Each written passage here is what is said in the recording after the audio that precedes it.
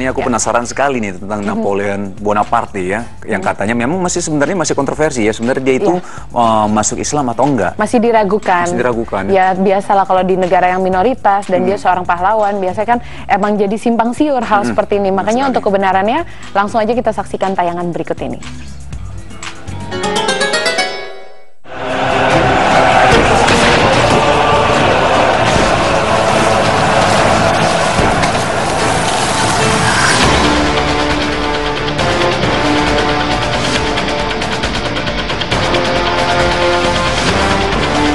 Benarkah Napoleon Bonaparte beragama Islam?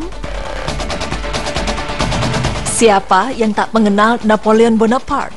Ya, Napoleon Bonaparte adalah jenderal dan kaisar Prancis yang tenar. Dia lahir pada 15 Agustus 1769. Namanya terdapat dalam urutan ke-34 dari 100 tokoh yang paling berpengaruh dalam sejarah yang ditulis oleh Michael H. Ard. Awalnya Napoleon Bonaparte hanyalah seorang perwira biasa. Namun pada usia muda ia masuk Akademi Militer Prancis hingga karir militer Napoleon semakin meningkat pasca revolusi Prancis tahun 1789. Napoleon Bonaparte juga bisa dianggap sebagai seorang jenderal terbesar sepanjang zaman. Pada usianya yang ke-25 tahun, keberuntungan mulai menghinggapinya. Napoleon diangkat menjadi panglima perang kerajaan Prancis. Dalam beberapa peperangan, Napoleon Bonaparte berhasil memimpin tentaranya memenangkan peperangan. Dan pada tahun 1804, rakyat Prancis menobatkan Napoleon sebagai kaisar Prancis. Napoleon sangat berambisi untuk memperluas wilayah kekuasaannya, sehingga selama 11 tahun bertahta, nyaris tiada bulan tanpa perang. Pada masa kejayaannya, melalui diplomasi maupun peperangan, Napoleon Bonaparte dapat menguasai hampir seluruh dataran Eropa. Kala itu, hampir semua negara di Eropa menjadi jajahan ataupun sekutu Perancis. Dan pada tahun 1812, pasukan Perancis mengalami kekalahan besar dari Rusia. Semenjak saat itulah, kekuatan Perancis semakin melemah.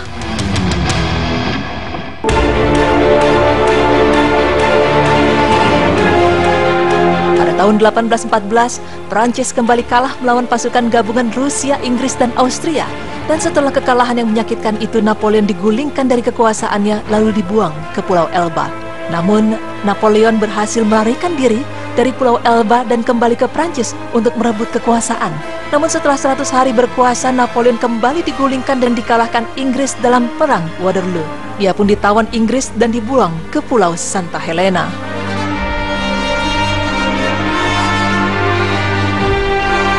Setelah selama 6 tahun menjalani hidup di tempat pengasingan, Napoleon akhirnya meninggal dunia. Menurut hasil otopsi yang dipimpin oleh Dr. Francesco Antomarchi, Napoleon meninggal karena penyakit gangguan sistem pencernaan yang dideritanya. Lambungnya mengalami kerusakan yang luar biasa. Penyakit ini sama dengan penyebab kematian ayah Napoleon. Nama Napoleon Bonaparte memang sudah tak asing lagi bagi para penikmat sejarah. Namun tahukah Anda pemirsa, bahwa ada kabar menarik yang menyebutkan bahwa musuh bebuyutan Inggris pada zaman itu adalah seorang Muslim. Protect the retreat!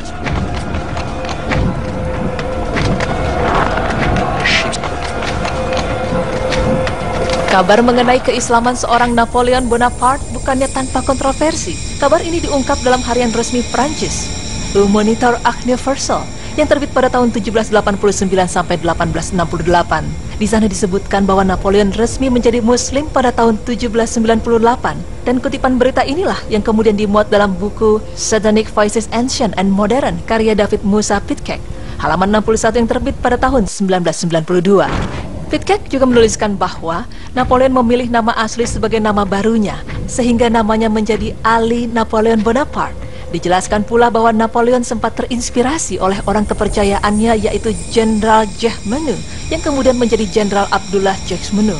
Sebagai seorang yang berkuasa dan berdaulat penuh terhadap negara Prancis sejak Agustus 1793, seharusnya Napoleon merasa puas dengan segala apa yang telah diperolehnya itu. Tetapi rupanya, kemegahan dunia belum bisa memuaskan batinnya. Agama yang dianutnya itu ternyata tidak bisa membuat Napoleon Bonaparte merasa tenang dan damai.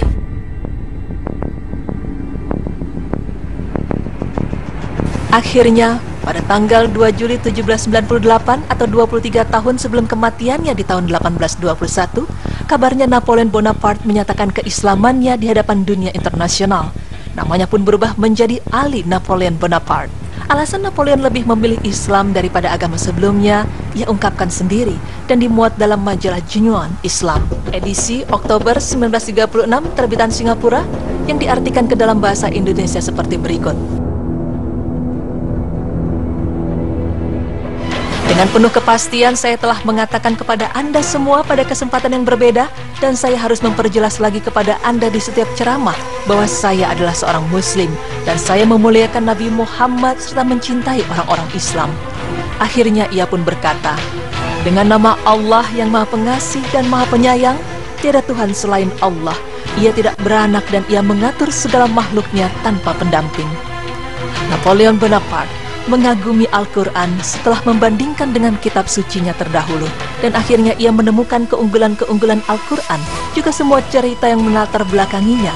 Dalam buku yang berjudul Bonaparte et Islam, Napoleon Bonaparte berkata, saya meramalkan bahwa tidak lama lagi akan dapat dipersatukan semua manusia yang berakal dan berpendidikan tinggi untuk memajukan satu kesatuan kekuasaan yang berdasarkan prinsip-prinsip ajaran Islam.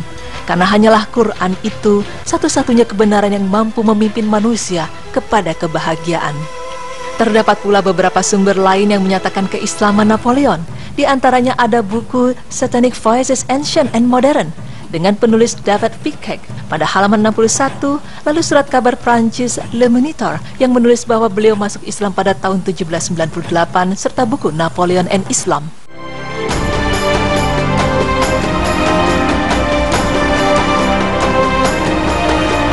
Tetapi ada data yang bisa jadi sebagai pengelabuan sejarah, karena dikatakan pada akhirnya Napoleon dimakamkan bukan secara Islam di Prancis pada tanggal 15 Desember 1840.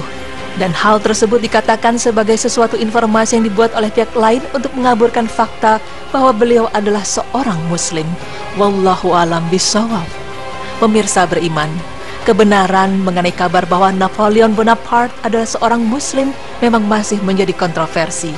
Tak ada satupun dari kita yang dapat mengetahui kebenarannya, dan tidak ada satupun juga dari kita yang pantas untuk menghakiminya, karena kebenaran yang sesungguhnya hanyalah milik Allah Subhanahu wa Ta'ala, dan Allah lah yang Maha mengetahui apa yang tidak diketahui hambanya.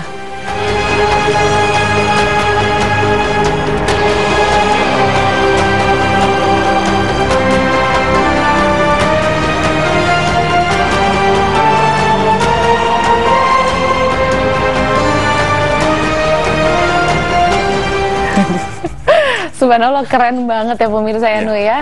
Tapi terlepas ya dibilang ini benar atau enggak seorang Muslim, tapi yang jelas kisahnya tetap menginspirasi, karena biar gimana pun beliau juga seorang pahlawan. Dan tadi ada beberapa kutipan-kutipan kalimat dari buku yang menganggap bahwa Napoleon seorang Islam, itu adalah kutipan yang luar biasa banget ya. Masya Allah, memang ini suatu hal yang memang baru juga buat aku baru tahu hal ini ya. Dan memang di situ kita tahu Napoleon adalah seorang jenderal yang begitu berkuasa sekali. Waktu zamannya dia bisa menguasai hampir seluruh daratan Eropa ya. Selain itu juga yang memang paling kagum adalah ketika banyak sumber-sumber yang menyatakan dia adalah seorang Muslim gitu.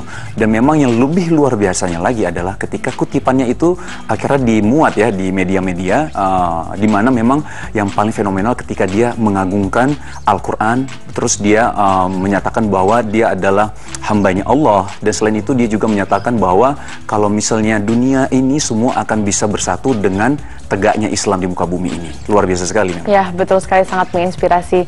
Baik pemirsa, setelah ini juga kita masih punya berita yang sangat menginspirasi dan sangat informatif pastinya, karena kita akan membahas tentang keutamaan-keutamaan yang bisa kita lakukan di bulan Muharram. Masya Allah. Ya, oleh karena itu pemirsa jangan kemana-mana, tetap di Berita Islami Masa Kini. Allahu Akbar, La Allahu Akbar, La ilaha illallah. Baik. Ya, jadi apa nih? Ini kita di bulan Muharram ya. Jadi memang amalan-amalan apa sih yang harus kita lakukan di bulan